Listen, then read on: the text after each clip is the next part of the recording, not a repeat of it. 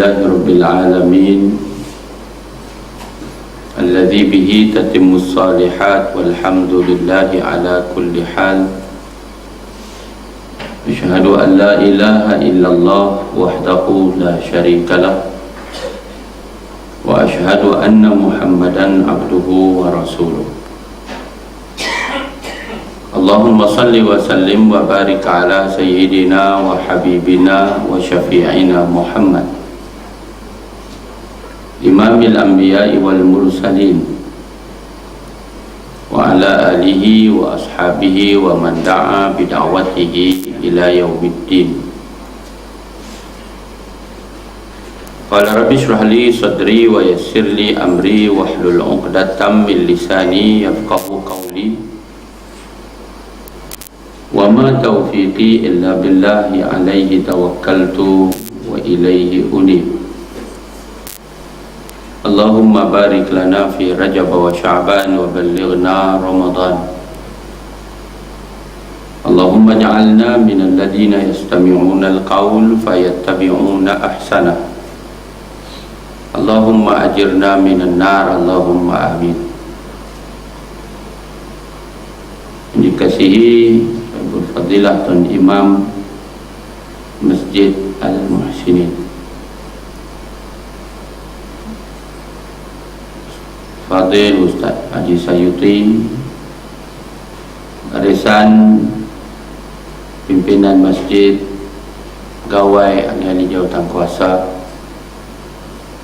seterusnya muslimin dan muslimat, anak-anak jemaah Masjid Muhsinin Darul Aman Hai yang hadir dalam kuliah bulanan kita malam ini, mudah-mudahan semuanya kita dirahmati Allah Subhanahu wa taala.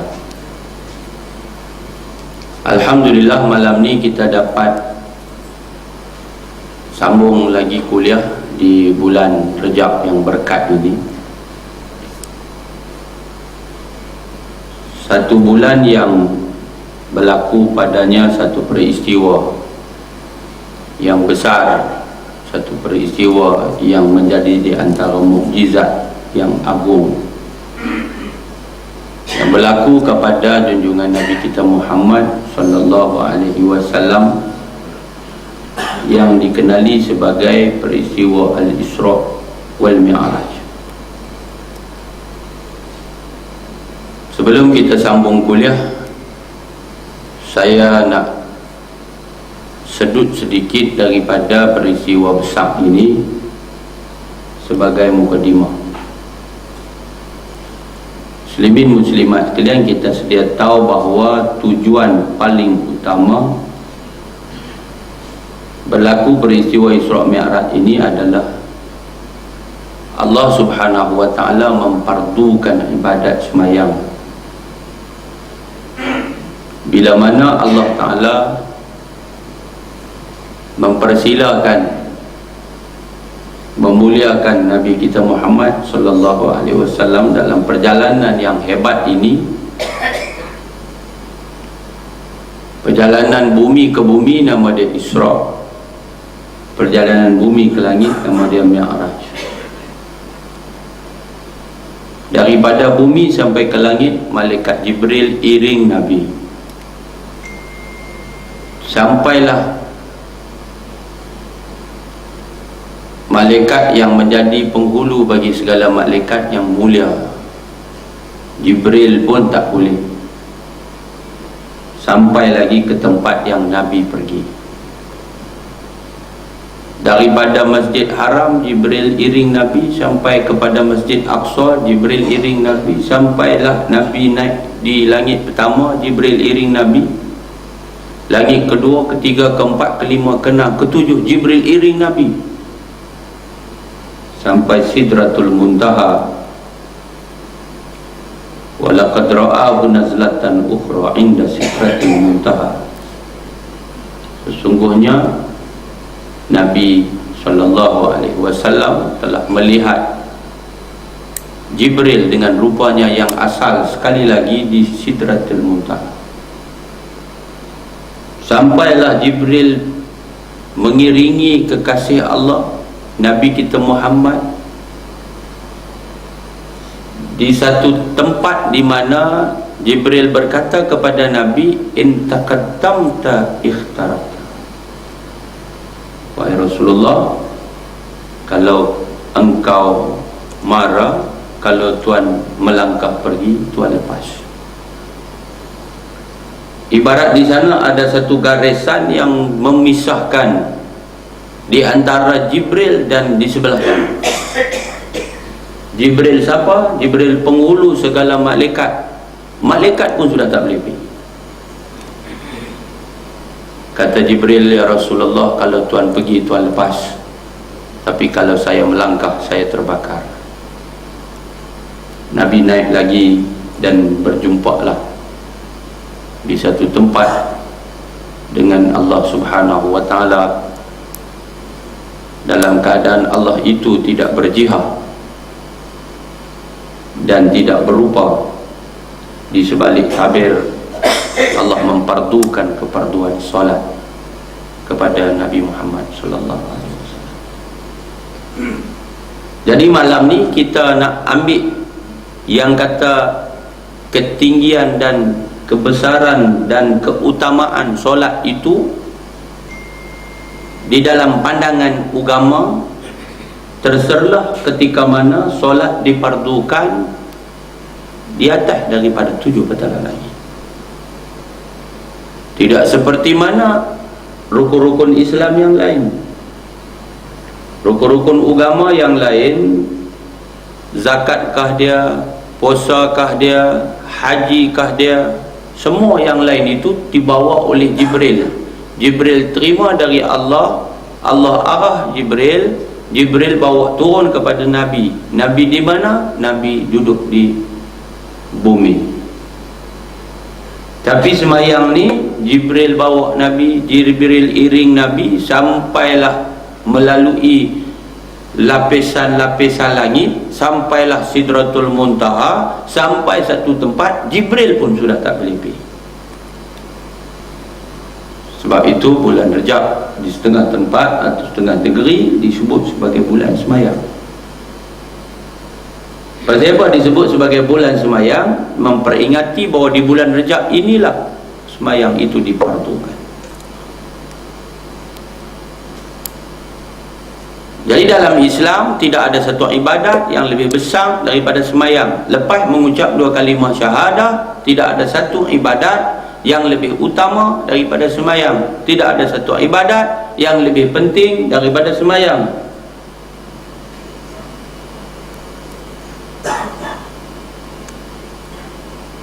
Umur tak cukup lagi. Umur dia berapa tahun? Umur dia baru 7 tahun. Siapa dia? Anak satu orang. Bila umur dia 7 tahun, Islam suruh bapa dia, suruh budak tu semayang. Cukup lagi umur dia? Cukup. Bukan cukup lagi, umur dia baru 7 tahun, dia budak lagi. 7 tahun dia baru mumayyiz, dia belum balik. Muru auladakum bis salah wa hum ibnu sab'i sinin. Suruh anak kamu semayang, umurnya 7 tahun. 7 tahun sudah suruh dia semayang, makna dia sudah kenal secara simple perkara-perkara yang dikatakan semayang. Macam mana untuk melaksanakan ibadat semayang, pergerakan-pergerakan dan perbuatan dalam semayang. Dia sudah pun berusia 7 tahun, dia sudah belajar membaca Al-Quran. Kalau di Arab 7 tahun ada yang sudah hafal Quran. Kita 7 tahun baru nak kenal alif bata. Tapi 7 tahun Islam suruh, bapa suruh anak dia semayang, umur dia 7 tahun. Punya besarnya semayang, budak tu umur tak cukup lagi, baru 10 tahun. Rotan kata Nabi, anak kamu ketika umurnya 10 tahun, bila dia enggan semayang. Tu dia. Apa kata Nabi dalam riwayat hadis Abu Dawud? Dia kata wadribuhum alaiha wahum ibnu ashri sini. Rotan anak kamu bila dia tak semayang, umurnya itu adalah 10 tahun. 10 tahun cukup lagi umur? Tak cukup lagi. 10 tahun Syekh tak cukup lagi. Umur cukup berapa? Umur cukup 15 atau kurang sikit pada tu. Kalau perempuan dia kurang sikit pada 15, baru dia cukup umur. 10 tahun ada orang budak perempuan yang cukup umur, tapi kalau budak laki-laki payah nak ukur umur dia 10 tahun. Realiti orang Melayu lah. Tapi dalam Islam 10 tahun walaupun dia belum cukup umur, kalau dia tak mau semayang, kalau dia engkar suruhan semayang, kalau dia enggan melaksanakan perintah solat, bapa diperintahkan agama tibai anak kamu. Rotan kalau dia tak semayang. Besar sungguh perintah semayang ni. Cuba kita tengok tuan-tuan yang kata semayang dibandingkan dengan rukun-rukun agama yang lain. Istimewanya semayang sehingga tak ada siapa boleh tolong kita untuk buat ibadat semayang. Kita sendiri kena buat. Tapi kalau puasa, orang lain boleh tolong buat tak kat kita? Puasa boleh tuan-tuan. Kita mati, anak kita boleh tolong puasa kat kita. Pak kita mati, dia tinggal puasa yang wajib diganti saat dia sakit yang tidak ada harapan sembuh. Kita bayar pediah dekat dia, kita wajib qada, kan?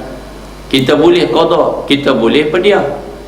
Pilihlah nak pediah tak apa, nak bayar dengan cara qada pun tak apa. Maknanya orang yang puasa boleh orang lain tolong puasa kat dia, kan? Pak kita sakit, tengok katil macam tak ada orang atas katil. Pasal apa? Dia dengan katil tu sama. Tengok katil nampak dia, tengok dia nampak katil. Perut tu tak ada. Dia ni tak mampu nak melaksanakan ibadat puasa, dia tak ada harapan sembuh, dipanggil sakit yang tidak ada harapan sembuh. Maka dia ni kita bayar kepadanya fidyah puasa. Masuk satu Ramadan kita boleh bayar 30 juta terus, 30 hari cover. Pasal apa? Dia ni tidak ada harapan semua. Kalau sekiranya kita tak mau bayar, kita boleh qada. Hutang puasa bapak kita, kita boleh bayar bila esok berlalu Ramadan, atas tanggungan kita selesai, pak kita pun kemudian meninggal dunia, kita qada untuk dia. Pakat beda seorang 45 hari, maka habislah. Tapi sembahyang tak. Sembahyang tak boleh.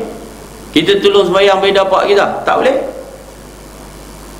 Puasa, mau kalau kita sakit, kalau kita musafir, boleh tak kita tinggal puasa?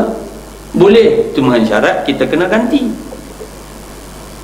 Kita sakit, sekira-kira kalau kita gagah puasa bertambah-tambah sakit kita, buat apa kita pituri puasa? Berbukalah, kerana diberi kelonggaran dalam ibadat puasa bagi orang yang sakit, berbuka dan menggantikannya pada hari lain.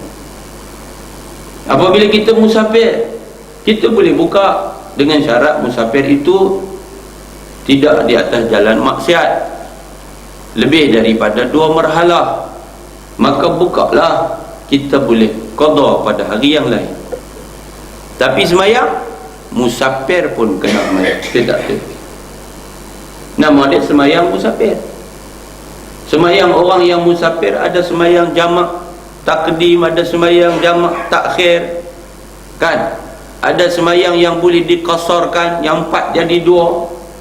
Ada yang boleh dijamakkan, dah 2 jamak pula dengan maghrib 3, semayang 3, bangkit semayang lagi 2 untuk isya. Nama dia jamak takdim. Lagu tu lah. Tapi yang kata semayang, kena semayang.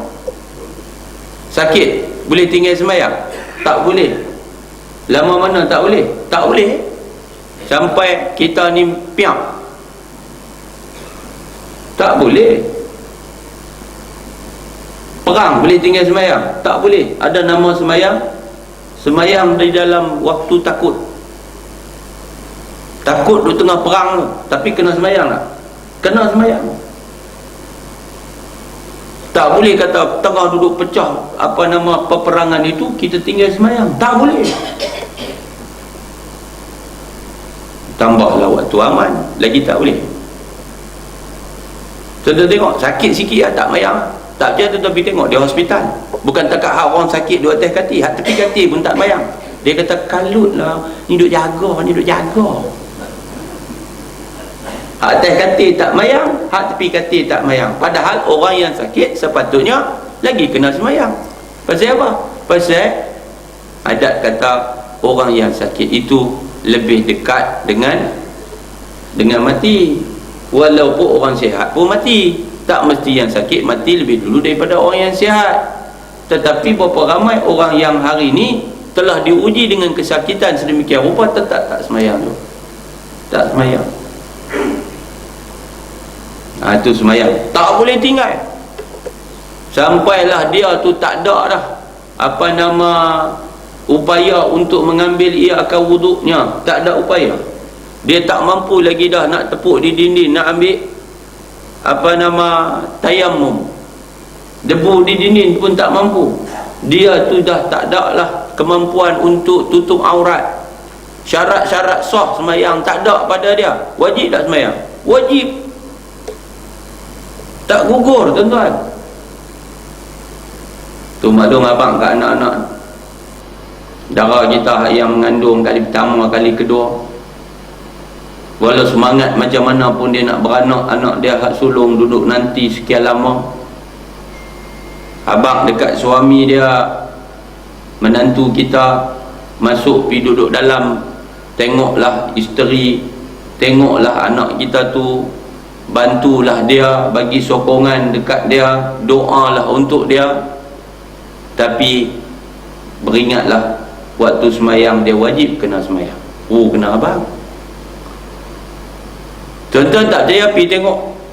Bukan kata wad bersalin, wad tu hanya untuk orang yang mengandung, hospital belah. Pasal kena penyakit-penyakit kecil manis ataupun darah tinggi. Bila mengandung darah tinggi, mereka ni hospital belah, duk sembang jadi alim surat tingkap, alim surat katil. Bukan ada apa-apa, hospital belah, mai cek gula, cek darah hari-hari, makan ubat apa semua, duk belah, perut duk kuih besar. Tak semayang. Tak semayang.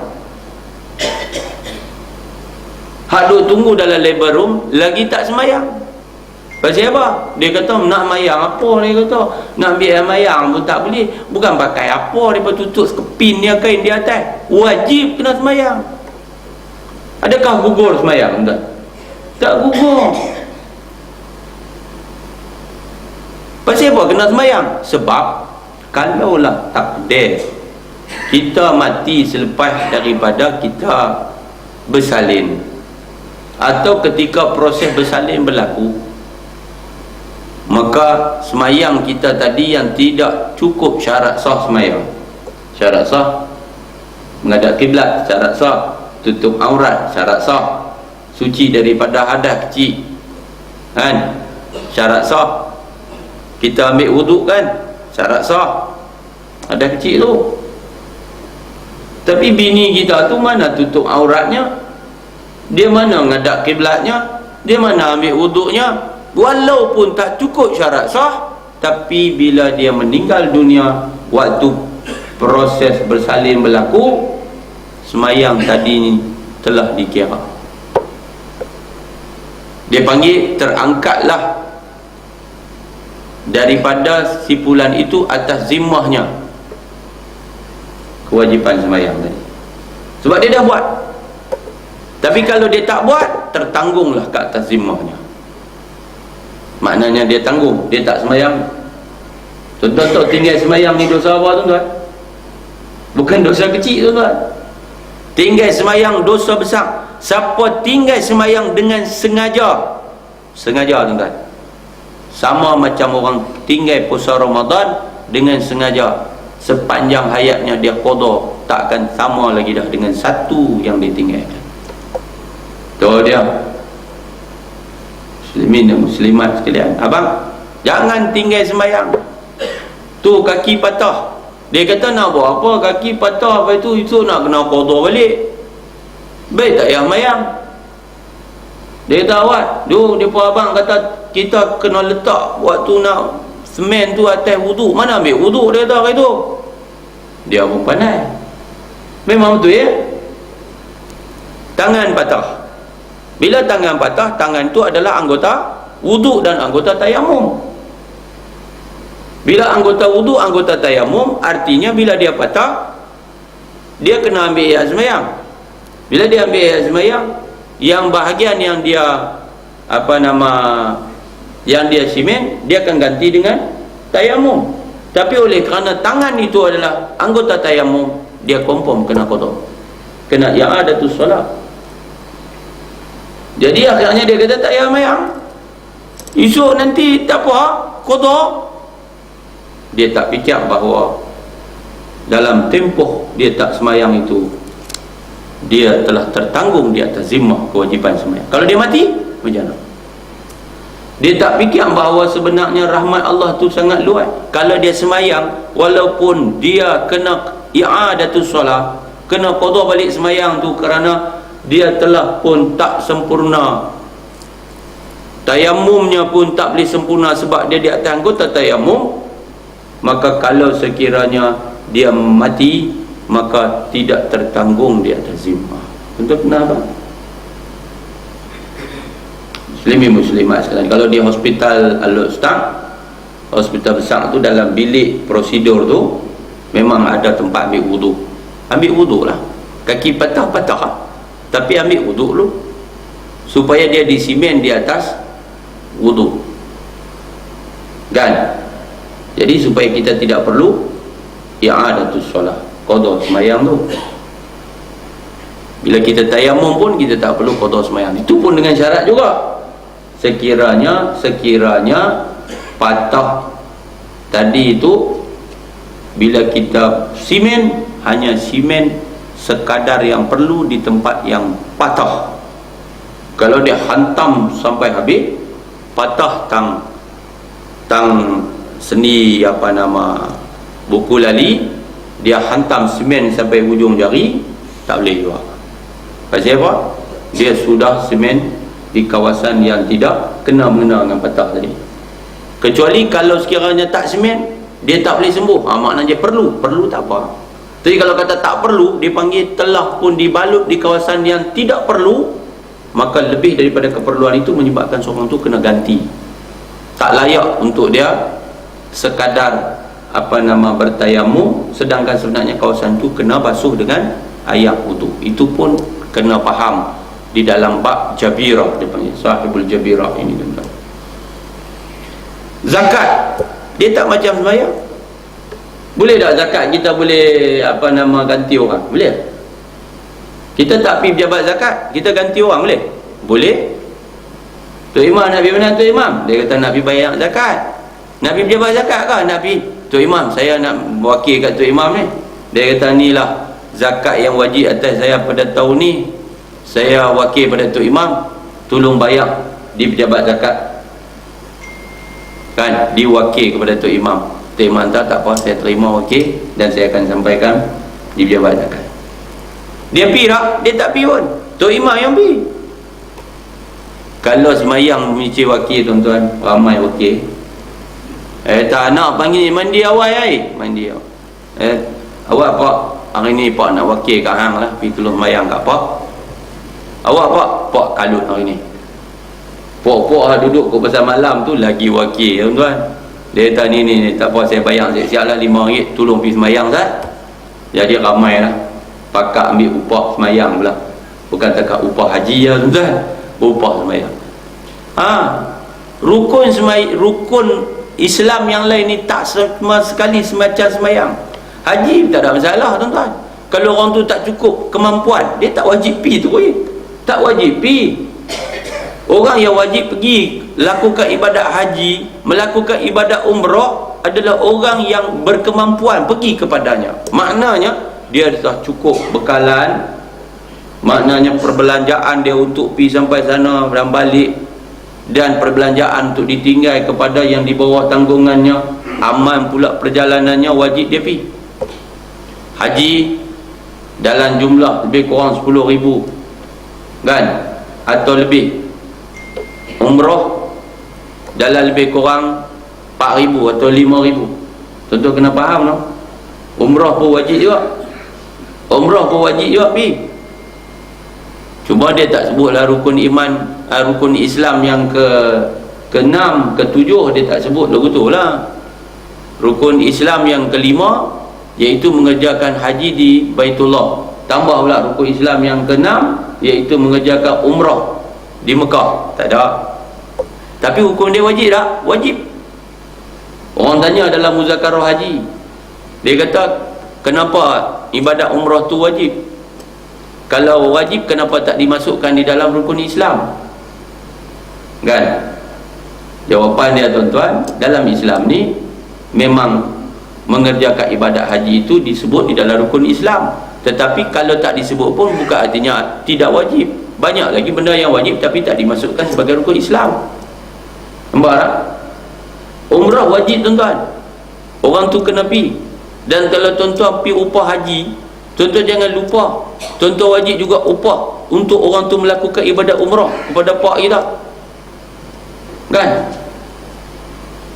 Kalau dia tu pak kita tu dah ada kemampuan upaya dia apa semua, kita dan dia tak pergi lagi, dia meninggal, maka wajib dia ambil duit dia dan kemudian diupah untuk orang pergi melakukan ibadat haji untuk dia. Dan juga jangan lupa upah itu meliputi ibadat umrah untuk dia. Orang kita ni dia tak tulis upah haji dan umrah, dia tulis upah haji aja. Bila kita akad upah haji, maka orang yang menerima upah itu tidak wajib melakukan ibadat umrah untuk orang yang dia ambil upah, sebab dia akad. Saya terima untuk buat haji, tak termasuk upah umrah. Bila dia pergi buat umrah, dia buat kat dia. Nampak kan?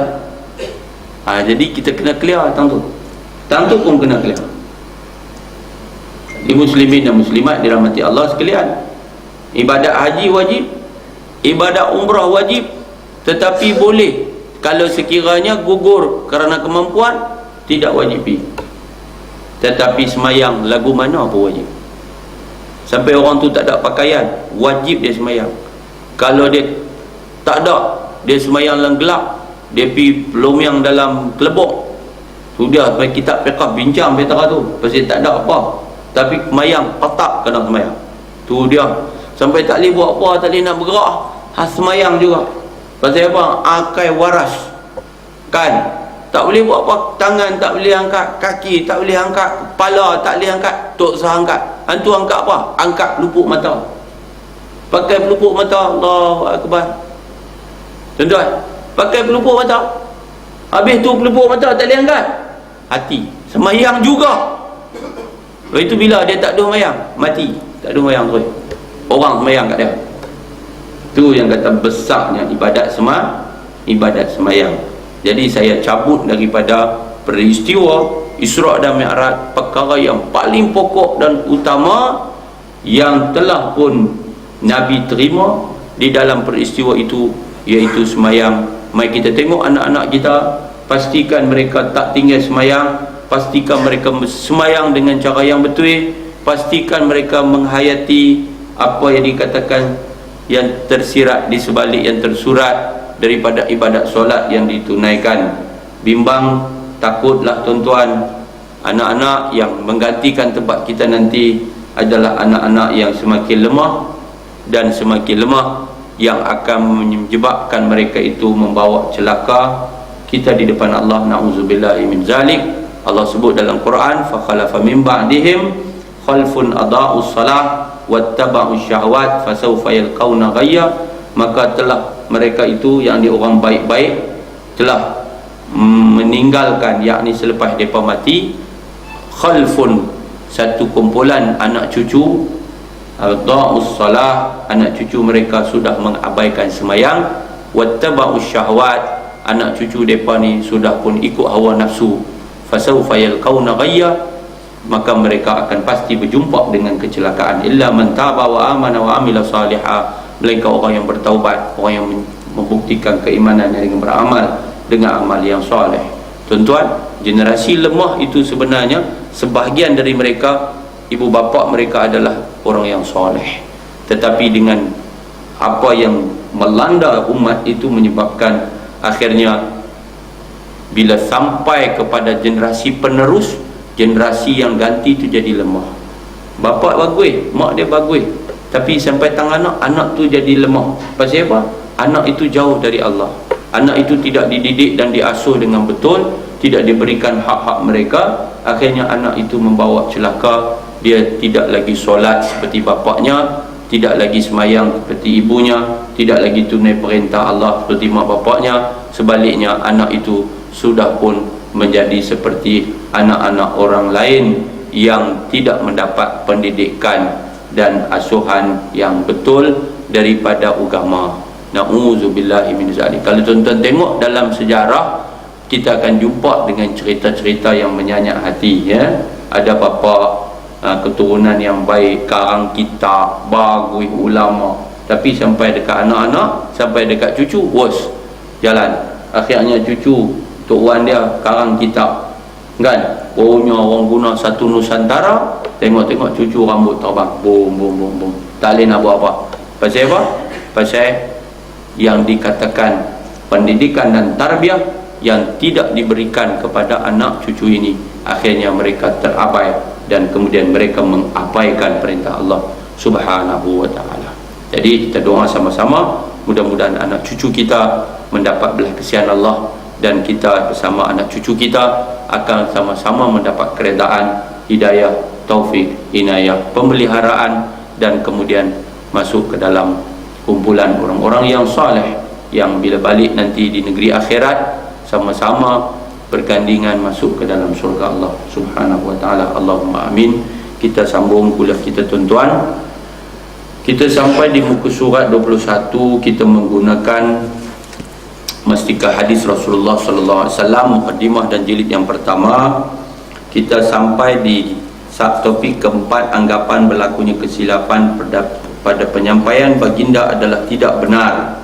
Itu dia punya subtopik keempat, tapi kita dah baca dan hurai sampailah kepada paragraf yang terakhir di muka surat 21. Perkara-perkara keduniaan itu ialah perkara yang dapat diketahui oleh manusia dengan kajian sendiri dan tidak berdasarkan wahyu. Mengenai perkara-perkara yang demikian, terpulanglah kepada seseorang membuat kajian sendiri atau mempelajari sendiri dengan apa cara dan sejauh manapun, asalkan tidak bertentang dan tidak bercanggah dengan hukum-hukum Islam yang telah sabit. Kita baca pada 2 bulan surah. Tuan-tuan, antum a'lamu bi umuri dunyakum. Dalam satu hadis, Nabi kata kamu lebih mengetahui mengenai perkara-perkara keduniaan kamu. Jadi kalau sekiranya benda itu bersifat duniawi, yang tidak datang asalnya daripada syarak ataupun agama, tidak ada nas yang datang daripada Quran maupun daripada hadis, tidak datang nas, firman Allah tak ada secara jelas qat'i di situ, hadis-hadis yang sahih tak ada tentang itu, ia menunjukkan dia bersifat duniawi. Secara yang lebih jelas untuk kita faham, umpamanya bidang pertanian, nampak tak?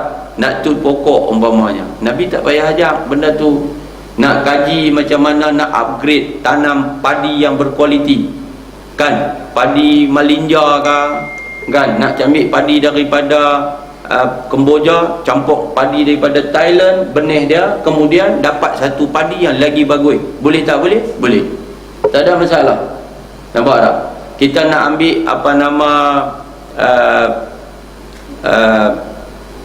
benda yang menjadikan hasil itu lebih bagus, macam yang dibuat di Thailand.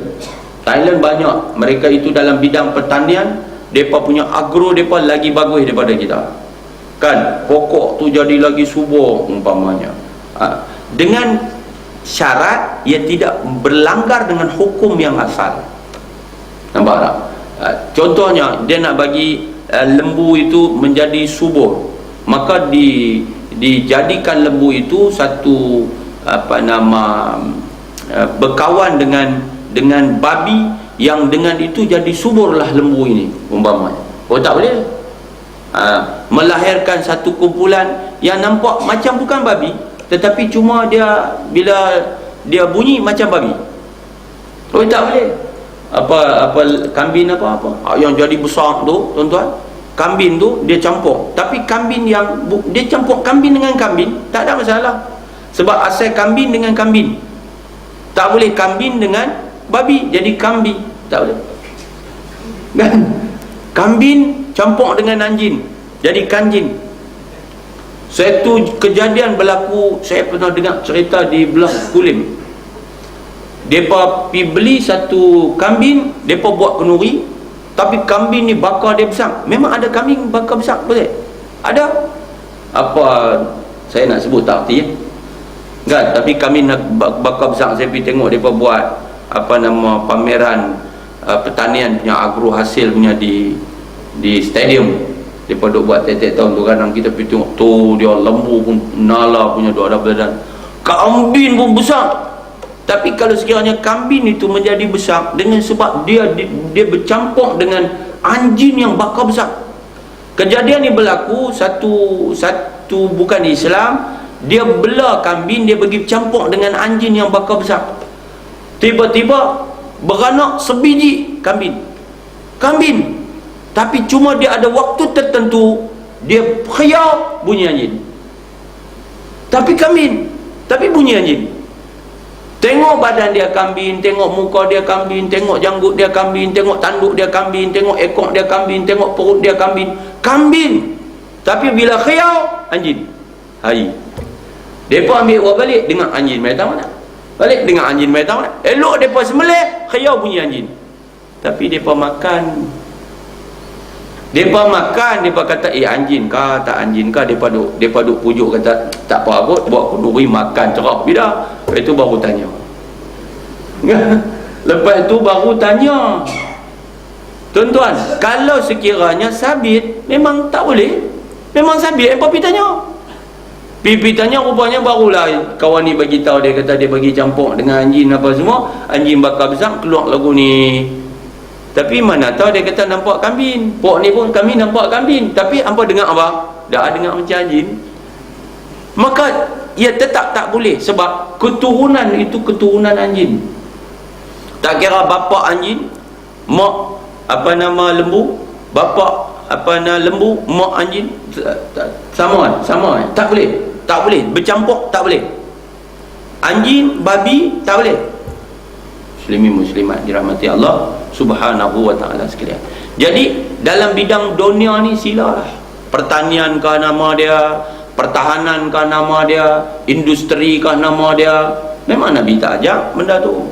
Kita nak korek macam mana nak keluarkan emas di dalam bumi, kan? Kita nak lombong biji timah, kan? Kita nak masuk di dalam laut, nak korek, nak ambil hasil laut yang nama dia petroleum. Ada Nabi ajak? Tak. Yang tu dunia, yang tu boleh buat kajian, silakan, tidak ada masalah.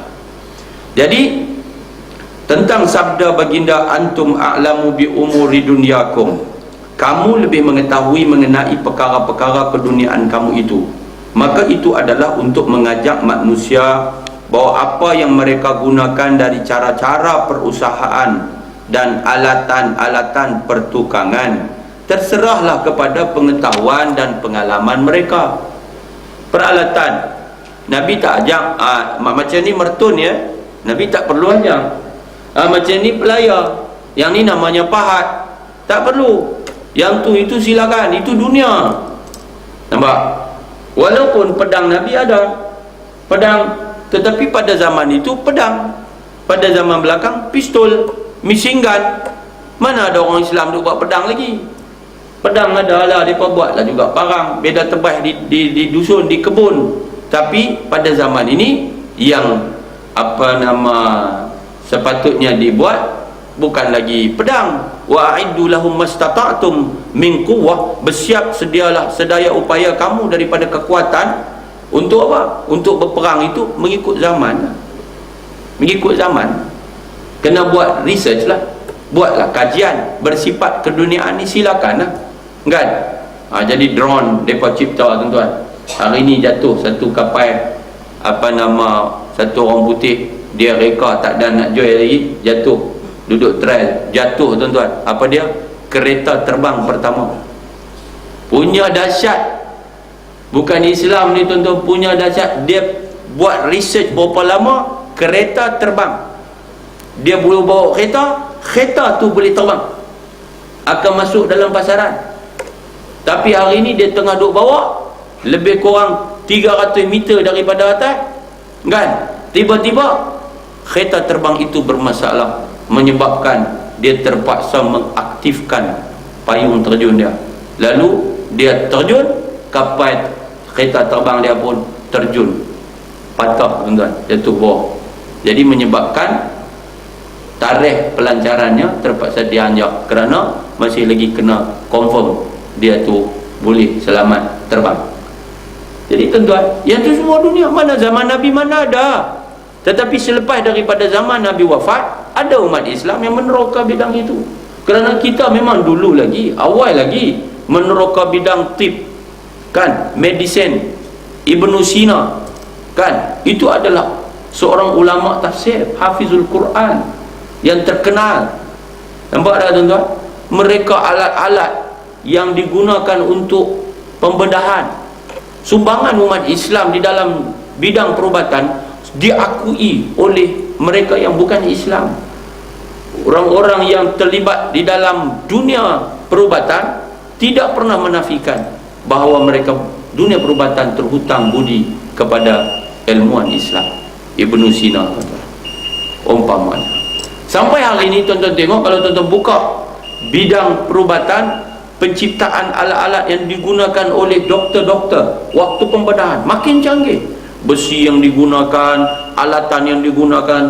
Kadang saya pergi di KMC tu dia tunjuk, tuan-tuan, di PMC. KMC saya tak jumpa.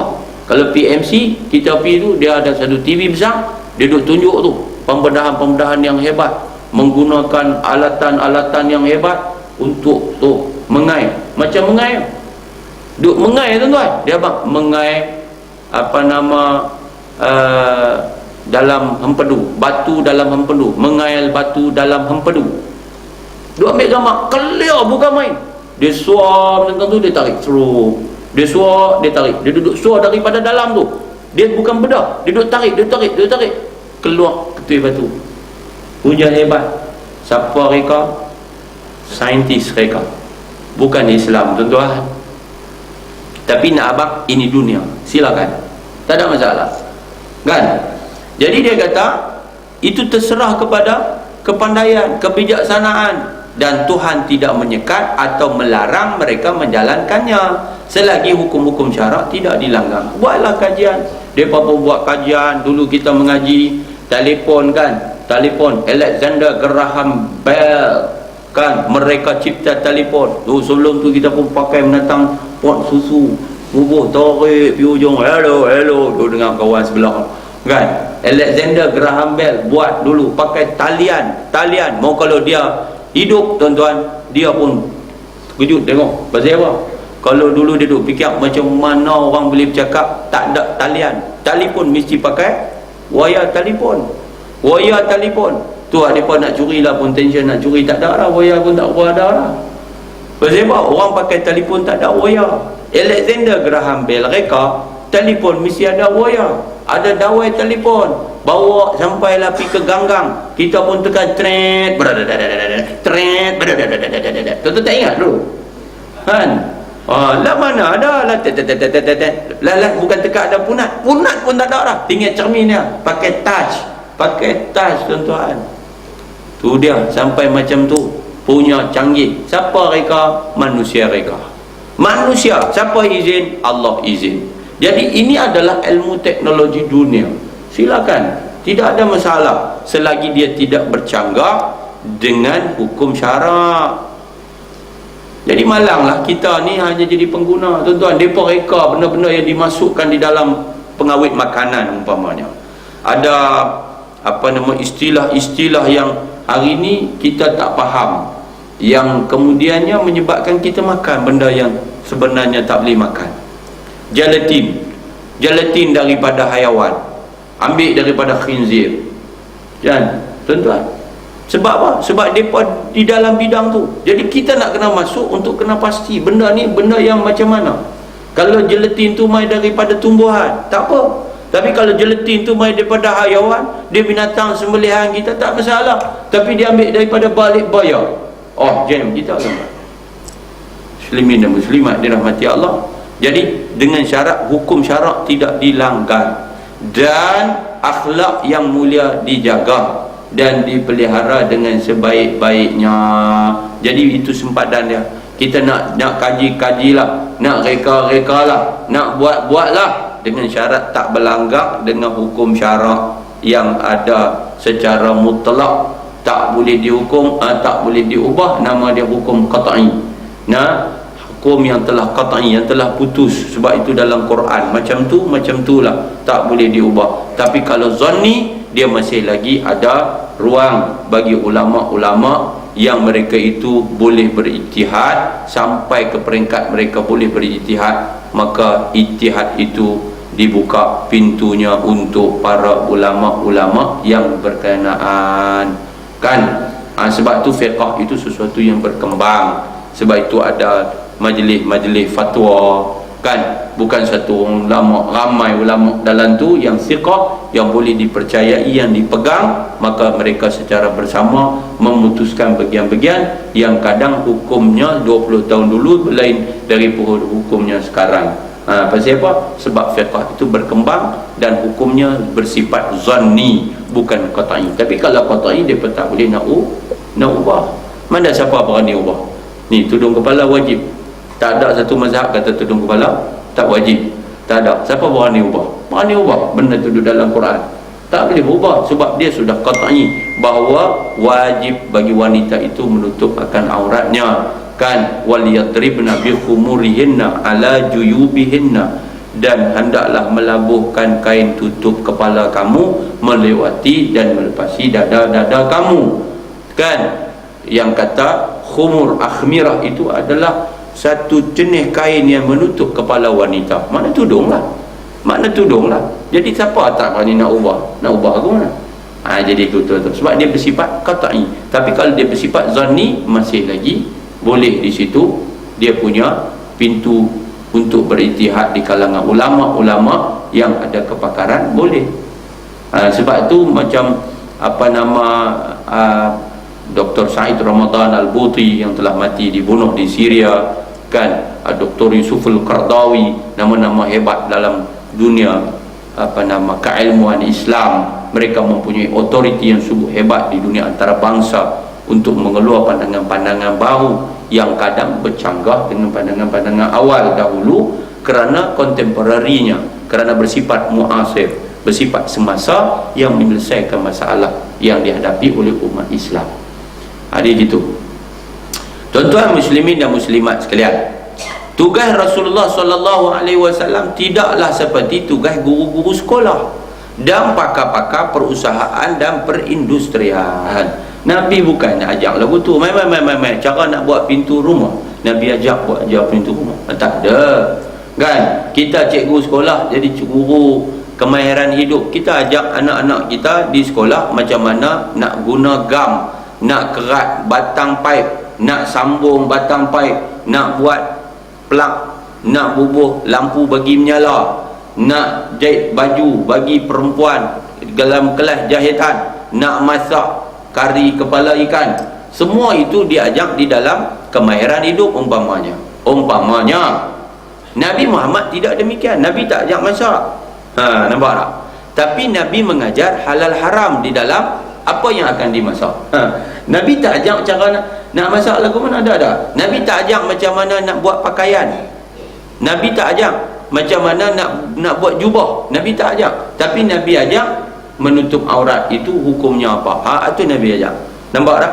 Dia punya guide itu, dia punya acuan itu, dia punya rupa luar itu dia ajak oleh Rasulullah. Hukum-hukum yang Allah kata wa ma atakumur rasulu fakhudhu wa ma nahakum anhu fantahu. Apa yang Nabi kamu bawa, yakni yang Nabi kamu tunjuk, ambil oleh kamu akan dia, yakni laksanakan apa yang Nabi kamu tunjuk dekat kamu. Wa ma nahakum anhu fantahu, apa yang telah Nabi kamu larang kamu daripada kamu melakukannya, fantahu, maka berhenti, jangan kamu duk buat terus benda yang Nabi kamu tak bagi. Maknanya hukum itu ditentukan oleh syarak.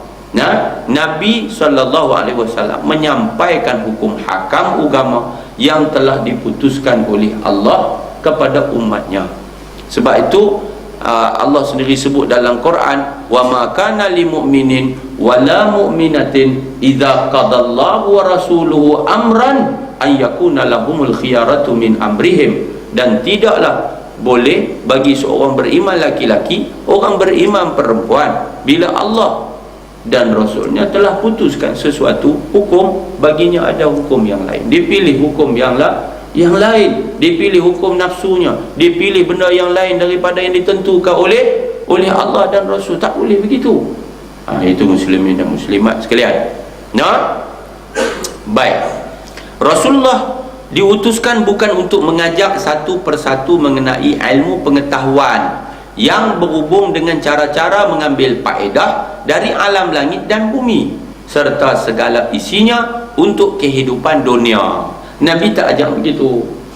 Nabi tak ajak satu persatu macam mana nak ambil faedah daripada alam langit dan alam bumi untuk faedah dunia. Nabi tak ajak satu-satu begitu. Nah, kalau terdapat dalam apa yang disampaikannya mengenai yang demikian, maka itu hanyalah untuk dijadikan bukti yang menunjukkan wujudnya Allah Ta'ala dan kekuasaannya serta kebijaksanaan dan kemurahannya. Kadang-kadang Nabi macam tunjuk juga, tapi bila Nabi tunjuk itu hanyalah sekadar nak menunjukkan bukti kebesaran dan keagungan Allah Subhanahu wa Ta'ala. Nampak tak tuan-tuan? Nabi pernah katakan 9/10 daripada pintu rezeki itu dalam perniagaan, kan? Jadi hari ini kita boleh tengok macam mana orang yang terlibat dalam perniagaan, dia begitu makmur di dalam ekonominya. Betul tak? Dia begitu makmur. Dia boleh buka bukan dekat 1-2 pancung, dia boleh dapat sampai 3-5 pancung. Kepala paip, tang ni masuk, tang ni masuk, tang ni masuk, tang ni masuk. 9/10 pintu rezeki duduk dalam perniagaan. Tetapi dalam keadaan itu Islam letak guideline pada dia. Allah letak hukum di dalam waktu kita berniaga. Wa ahallallahu al-bai'a wa harrama riba. Allah halalkan perniagaan, tetapi Allah haramkan riba. Dalam perniagaan tak boleh gharar, tak boleh tipu. Nampak? Tipu haram, gharar haram, kita selindung haram, kita mesti clear, mesti jujur. Orang jujur dia janjikan dengan kebaikan dan ketinggian di dalam perniagaan. At-tajir as-saduq al-amin. Nabi kata seorang peniaga yang bila dia cakap benar, bila dia berunding yang benar. Amin, dia seorang yang amanah. Dia mati esok, dia akan ditempatkan bersama para nabi-nabi, para siddiqin, para syuhada, para solihin. Tu dia tingginya kedudukan orang yang meniaga tetapi dia benar dan dia jujur. Nak cari tu yang payah tu. Sebab apa? Kalau meniaga tak tipu, dia tak payah. Dia kata kena tipu baru boleh dia dalam jahanam. Kalau dia kata niaga itu tak kecoh, dia kena kecoh. Sedangkan perniaga yang demikian itu, apabila kecoh saja dia, maka gharar itu menyebabkan diangkatlah daripadanya berkat di dalam pendapatannya, diancam pendapatannya menjadi haram apabila dia terjebak di dalam perkara haram. Nauzubillahi min zalik. Jadi tahniahlah kepada kawan-kawan terlibat dalam perniagaan yang berjaya dengan kejayaan untuk meningkatkan pendapatan dan pemilikan umat Islam di dalam sektor ekonomi negara ini. Kalau kita orang Islam tak masuk dalam perniagaan jihad ekonomi, maka ekonomi akan terus dipegang oleh orang lain. Itu juga akan menyebabkan kita jadi mangsa, anak-anak cucu kita jadi mangsa. Sebab tu tuan-tuan jangan salah faham. Apabila kawan-kawan kita telah terlibat dalam perniagaan, kita lah patut sokonglah kawan-kawan masuk dalam perniagaan. Syekh, bagus Syekh, tapi ente kena jujur. Syekh, bagus Syekh, tapi ente kena amanah. Pasal apa? Ini adalah merupakan perintah agama. Bagi sokongan. Pasal apa tuan-tuan? Nabi sokong sahabat-sahabat. Sebab tu sahabat-sahabat berjaya di dalam perniagaan mereka. Tuan-tuan jangan kata sahabat tak berniaga. Nabi adalah seorang bekas peniaga. Nabi adalah seorang bekas peniaga. Nabi meniaga barang Siti Khadijah. Umur Nabi 25 tahun. Nabi bawa barang dagangan Siti Khadijah bukan daripada Mekah pergi Madinah, tetapi daripada Mekah merentasi gurun pasir, gurun batu, sampai satu kawasan yang jauhnya 1200 km lebih. Kalau naik jet hari ni menelan masa dekat-dekat 2 jam tuan-tuan, sampai Syria. Nabi meniaga. Jujurnya Nabi dikagumi oleh Siti Khadijah. Khadijah tawar diri dia untuk diperistrikan oleh Rasulullah sallallahu alaihi wasallam. Jadi Nabi bekas peniaga. Apabila Nabi berhijrah ke Madinah, ekonomi Madinah ketika itu dipegang bukan oleh Aus, bukan oleh Khazraj. Aus dan Khazraj ini berkelahi berapa lama dah. Berkelahi. Siapa yang duduk bakar bagi berkelahi? Puak Yahudi. Yahudi tak mau Aus dan Khazraj ini menguasai, maka dia buat pecah dan perintah. Mereka support. Hak ni support Aus sebab puak Yahudi ni banyak kabilah. Dia ni tolong Aus, dia ni tolong Khazraj, dia api-apikan Aus dan Khazraj. Akhirnya depa dikuasai oleh orang Yahudi yang memegang ekonomi Madinah. Tapi bila datang Islam persaudarakan Aus dan Khazraj menjadi Ansar. Nampak tak? Datang orang Mekah menjadi Muhajirin. Orang Mekah ada di antara mereka sahabat yang memang hebat di dalam perniagaan, seperti Sayyidina Osman, seperti Sayyidina Abdurrahman bin Auf. Ni adalah orang yang dijamin syurga. Sayyidina Abdurrahman bin Auf digelar tangan emas, si tangan emas. Kan waktu mana dia ditawarkan harta, dia menolak harta. Ketika saudara yang telah dipersaudarakan oleh Rasulullah dengannya menawarkan harta kepadanya, dia kata, tak payah wahai saudaraku. Ditawarkan isteri, dia ucap terima kasih. Dia kata, mudah-mudahan Allah berkat ahli kamu. Tak apalah, cuma aku nak minta engkau tunjukkan kepadaku di manakah pasar. Tu dia tuan-tuan, dia pergi di pasar Madinah. Dan akhirnya pasar Madinah dikuasai oleh umat Islam. Perniagaan. Jadi maknanya jihad ekonomi satu bidang jihad. Jihad di dalam agama ni, jihad ni besar tuan-tuan. Jihad dalam menuntut ilmu, jihad pertahankan agama, jihad ekonomi. Kita hari ni orang lain tuan-tuan. Kalau kita ni ada orang kita kaya, kita kata tu tipu, tu kaya. Mesti dia ni makan rasuah, bagi rasuah tu kaya. Kita sangka buruk. Kita tengok kontu buka, dia Islam. Kedai Cina belah, kita pergi kedai Cina, kita tak pergi kedai orang Islam. Itu macam mana? Yahudi, dia pergi kedai Yahudi. Sebab itu orang Yahudi menguasai ekonomi dunia pada hari ini. Jadi tuan-tuan muslimin muslimat dirahmati Allah Subhanahu wa taala sekalian. Habis.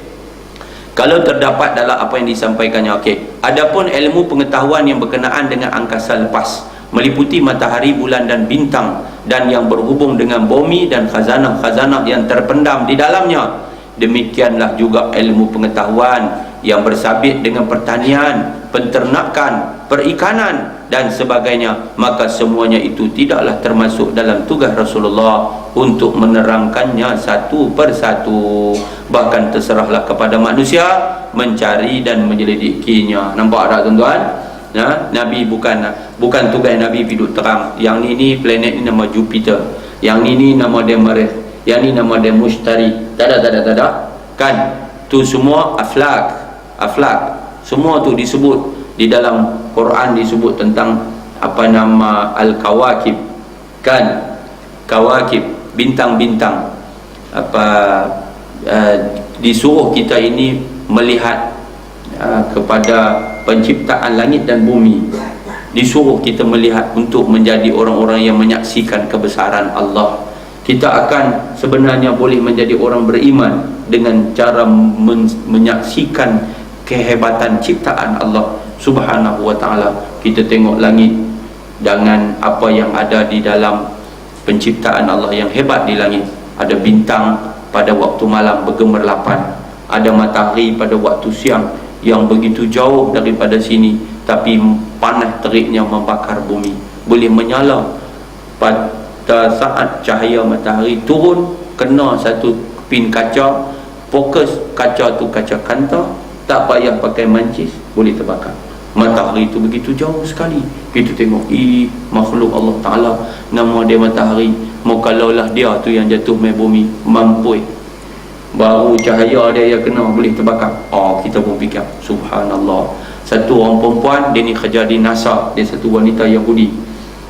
Dia ni menggunakan teknologi yang moden untuk melihat alam semesta.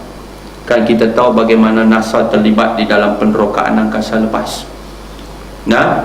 Bukan sikit tuan-tuan saintis yang masuk Islam, nak kata tuan-tuan. Bukan sikit. Bukan sikit. Orang bukan Islam, mereka masuk Islam. Ada pakar matematik masuk Islam, dia buat kajian dengan ilmu matematik dia buat kajian kitab. Dia tengok kitab Injil, dia buat kajian pemerhatian, kemudian dia menyaksikan bahawa kitab Injil penuh dengan pertembungan dan kesilapan. Bila seorang bagi dekat dia Al-Quran, the Holy Quran, dia buat kajian 2 minggu saja, dia bagi tahu, aku telah mengkaji Al-Quran, terjemahan Al-Quran yang dia tengok, dan aku mendapati tidak ada kesilapan di sana. Dia mengucap 2 kalimah syahadah, jadi orang Islam. Perempuan ni tuan-tuan, dia duduk tengok di balai trap, duduk tengok angkasa lepas, duduk tengok, dia kaji. Ada satu planet, bukan planet lah, dia macam satu bintang yang telah meletus di alam semesta. Cahayanya baru sampai ke bumi. Dia kata mustahil benda ni boleh berlaku, melainkan ada satu power yang menciptanya. Masuk Islam. Tu yang kita duduk mengaji akidah tu kan, baharu alam ini. Mana mungkin tuan-tuan boleh jadi cantik sampai macam ni kalaulah tidak ada yang menciptanya. Tak mungkin tuan-tuan, tak mungkin kan. Kalau kita lalu jumpa tai, mesti ada orang berak tuan-tuan. Betul tak betul? Kita jalan-jalan tengok jumpa tai itu tai rimau kan. Agak-agak kita boleh kata tak ada rimau tuan-tuan. Nampak dengan tapak kaki rimau apa tuan-tuan, tengok tai rimau tuan-tuan boleh duduk tunggu lagi. Tak ada ni tapak kaki rimau ni. Tak ada, mana ada rimau tuan-tuan. Jahanam. Dia kekah dak lepas tu. Mana rimau duduk dekat tu. Nah, abang kata mesti kena ada yang kita tengok rumah, cantik rumah ni. Tengok dengan dia punya decoration dia, dengan itu pun ada orang yang ciptanya. Apalagi dengan alam yang begini hebat tuan-tuan. Tentulah ada penciptanya, dan tidak lain itulah Allah Subhanahu wa ta'ala. Habis. Maka cerita tadi kita balik, bagaimana cerita ilmu bintang kah, ilmu bumi kah, khazanah duduk dalam bumi kah, ilmu bersabit dengan pertanian kah, penternakan kah, perikanan sebagainya, semua tu tak termasuk dalam tugas Nabi. Kerana Tuhan telah jadikan manusia berakal, fikiran, serta memberikannya tenaga dan usaha ikhtiar untuk mencapai pengetahuan dan kepandaian bagi mendapat kesempurnaan hidupnya. Jadi kita pergi mau cari sendiri. Cuma tak tahulah betul tak betul. Mereka hantarlah ni punya cerdik manusia ni, sampai beras pun mereka reka. Dia panggil beras palsu. Dia ambil buat daripada menatang apa tahu. Dia ambil daripada ubi keledek ke, campur dengan apa tu, dia buat nampak merelin elok, dia campur dengan bahan kimia sikit, lepas tu dia beras, dia jual mai daripada Cina. Tuan-tuan, memang manusia boleh reka, tetapi dia tetap mereka sesuatu yang diambil daripada benda yang dah ada. Nampak tak? Tak ada lagi takat ni dia boleh reka sebiji beras yang betul-betul dia reka. Tak ada. Dia ambil pada ubi tu, ubi ni campur jadi beras. Hak tu tak ciri kan. Sebab kata hang reka sebiji beras, dia kata ni beras. Tak. Hang buat bentuk beras, lepas tu hang ambil daripada benda yang ada jadi beras. Tak ada. Setitik air manusia tak boleh reka. Setitik air manusia tak boleh reka. Dia terpaksa menggunakan apa yang ada, yang Allah dah sedia reka atas dunia ni, kan, apa H2O ke, apa penyeluapan ke, apa ke, itu semua sesuatu yang telah ada. Kita nak sesuatu yang tak ada, hang buat mai. Hang buat mai. Mohon hal tu. Muslimin dan muslimat dirahmati Allah. InsyaAllah kita akan sambung bab yang kedua pada bulan yang akan datang. Saya tak pasti pada ketika itu ada tak ada, kita tengok nanti apa nama. Sepatutnya kita ada lagi sekali kot ada je, no? Sepatutnya kita ada lagi sekali di dalam bulan Syaban. Saya nak pesan kepada ibu-ibu, tolong pastikan anak-anak perempuan kita, anak lelaki kita hatta diingatkan supaya qada puasa mereka sebelum datang Ramadan. Puasalah di bulan Rajab dan Syaban, sebab mereka ini adalah gerbang kepada bulan Ramadan. Takut nanti kita tak puasa bertembung dengan Ramadan, nanti kita kena bayar puasa dan kena bayar fidyah pula nanti. Nah, jadi sekadar itu insya-Allah kita akan sambung lagi. Billahi taufiq. A'udzubillahi minasyaitonirrajim. Bismillahirrahmanirrahim. Alhamdulillahirabbil alamin. Allahumma shalli ala sayyidina Muhammad wa ala alihi washabbihi ajmain. Allahumma hdi qaumana fa innahum la ya'lamun. Allahumma 'allimna ma yanfa'una wanfa'na bima 'allamtana. Allahumma zidna ilma. Allahumma faqihna fid din wa 'allimna at-ta'wil. Allahumma arzuqna fahman nabiyyin wa hifzal mursalin wa ilhamal malaikatil muqarrabin. Rabbana atina fid dunya hasanah fil akhirati hasanah wa qina adzabannar. Wa sallallahu ala sayyidina Muhammad wa ala alihi wa sahbihi wa baraka wa sallam. Subhanakallahumma wa bihamdika asyhadu an la ilaha illa anta astaghfiruka wa atubu ilaik. Bismillahirrahmanirrahim. Wal 'asri innal insana lafi khusr illa alladhina amanu wa 'amilus shalihat wa tawassaw bil haqqi wa tawassaw bis sabr. Assalamualaikum warahmatullahi wabarakatuh.